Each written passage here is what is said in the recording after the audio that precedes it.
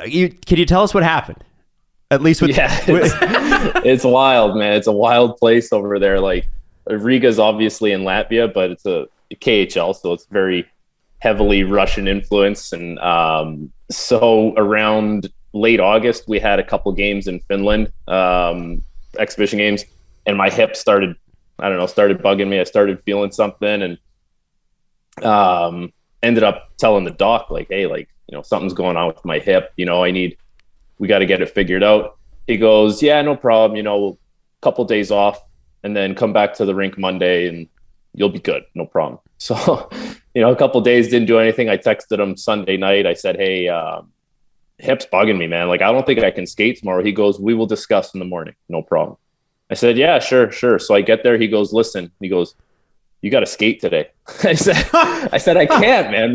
My hip hurts. I can't skate. He goes, no, because I can't go to the coach and tell him that you can't skate unless it's like broken or torn or something. So, you got to skate. Like, so anyways, I ended up going on the ice and it wasn't feeling good. So I just kind of pulled myself off. And then later on, he goes, okay. He goes, listen, 7 days, then, we'll get you ready to play. I said, yeah, okay. I don't know if it's going to take 7 days, but like, we'll do our best. Right? So he's trying his best. That's not what you want from your doctor. So like, what did he do? Like, what were the treatments? Like, the treatment was just, do some exercises, strengthening exercises with the physio guys, right? Like, and then I would go get like this stim pad put on the area. It was very high tech, but okay. So then on the fifth day, he comes up to me, goes, hey, you got to skate today. Oh my God. I said, Doc, I got 2 more days. He said, I have 2 more days. He goes, nah, team needs to know if you're going to go on the road trip. So you got to skate today. So I ended up going on the ice and I didn't feel horrible. And I wanted to kind of get the KHL thing started and kind of get my footing a little bit with the team and the league. So ended up playing the first 7 games, and then halfway through the 7th game, I was like, this is unbearable. So I had to pull myself from the game, and it didn't go over so well. Like with the coach or the doctor? Yeah, just with everybody. What is happening here? This is like someone's no as the team doctor. 7 days. 7 days, good rest. You'll be fine. There was like a whiteboard. There was a whiteboard in the office, and it had a date on it. He pointed. He goes, "That's the day. You got to be ready." You're joking. So then, this is unbelievable. This story continues. No, Jesse, I used to work for the KHL. Yes, it is. This is super believable. So, Frank, what happens after that? Because this isn't done. No, it's not. So anyways, it just wasn't getting better. Like, and so finally, I kind of just convinced the team, like, listen, let me go home. I'll pay for it myself. Let me go see my doc there, see what's going on, and then I'll fly back. Right. So I come home, I see my doc here. We do some imaging, ultrasound, MRI, all that stuff. I go see him again. He goes, hey, you got a 3 centimeter tear in your hip. Holy shit, Frank. So what's timeline does he give you? Is it 7 days that turns into 5? That's not even. And then he goes, yeah, you also have like a cyst or a bursa in there, and it's like pushing on a nerve. He goes, you get a lot of like leg twitches, right? I go, yeah, my leg like just basically convulses for moments throughout the day. He goes, yeah, so we're gonna need to take care of that. So anyways, a few weeks had gone by. I was keeping the team in the loop, and it was taking too long. So I think for both sides, we kind of just decided like, hey, I think it's probably best if we just both walk away from this, and I'll get myself right. You guys don't have to pay out the rest of the contract, and then you can find another defenseman who can help you. Wow. And then they didn't say, hey, 7 days, get back, fly here after that. Like, I can only imagine, think about this, right? 3 centimeter tear on your hip and a leg that flinches from time to time, and you got to fly on a 12-hour flight home from Riga? It was, yeah, it's like, no, not quite. It's like I was doing 2 hours to Amsterdam, and then Amsterdam was about 7 hours home. Oh my! Sounds comfortable. The dumbest thing I did was I left all my stuff there, thinking, I'm going to get this baby healed up. I'll be back there flying, no problem. And so I actually got a moving company to like pack up my stuff and send it back. So it's like on its way. Oh man! Oh, Frank, if your experience is anything like mine, it's going to be on its way for a while. Oh man, yeah, that sucks, buddy. Okay, so we always talk about this when a player's not playing right or something. We go, maybe he's hurt, and we always hear about these horror stories from players, often after they're done or whatever. Like players just play through gruesome stuff. How long has your leg twitched? Oh, it stopped now because I got like the right treatment. But it was going there. Like it was going for at least a month. I'd just be sitting there and it was just it was crazy. And you thought you were just having like a good morning stretch, like that thing? No, like to be honest with you, I knew something was wrong, but it's like you're just wired different when you're playing. You just want to keep playing and you don't want to leave the lineup. You don't want to. Hockey players love routine. Like if you talk to any hockey player, they love their routine. So they don't want it to be disrupted by anything like doctor's appointments and things out of the ordinary. It's like, I want to wake up, eat, practice, work out, go home, and so these things kind of, you need to take care of it, but you're like, oh, maybe I can just keep going. Or like, it's like the old classic line, oh, maybe it'll just numb out. It'll just numb out. Maybe I just won't be able to feel my leg, Frank. yeah, maybe it'll just numb out.